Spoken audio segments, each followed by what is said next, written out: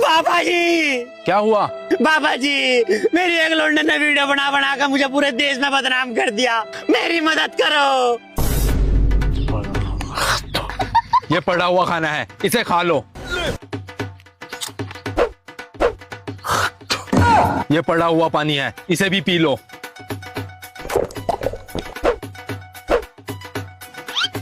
आई मेरी आंखें।